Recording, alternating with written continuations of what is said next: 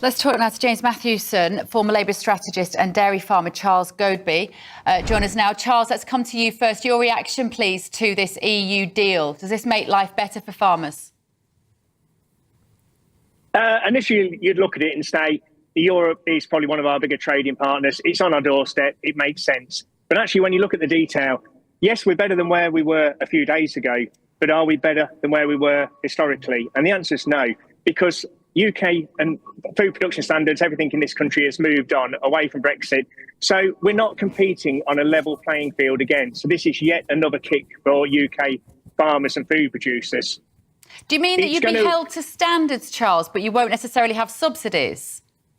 Exactly. So it's going to benefit processors and retailers. They're going to get easy movement. But for the food producers, for the farmers, it's absolutely, it's going to be more of a hit to us than a help.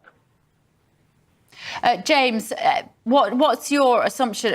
Presumably, assuming that you are pro the EU. So what are we missing here? Why should we be celebrating?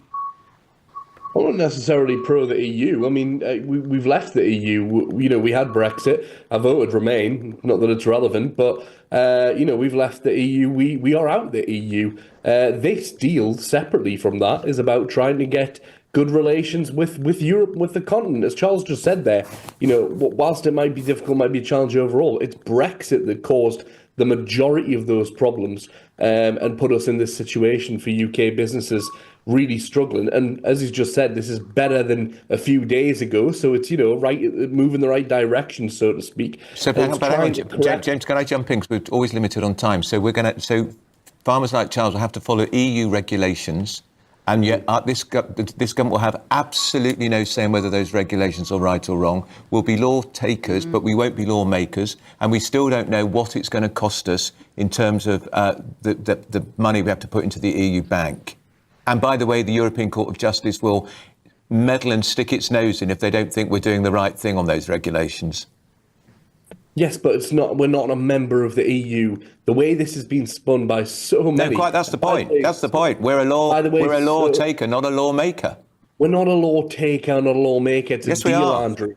It's a deal. It's not a membership. It's not, we're not taking laws and rules from other people. We're aligning so that we can trade with people. That's the way that the deals work. That's the way that trade deals work. We're aligning with their rules. Exactly, James. We're aligning with their rules and we have no say in it. Yeah.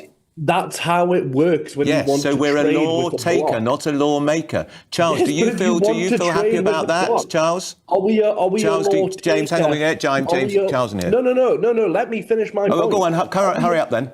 Are we a law taker from the United States of America?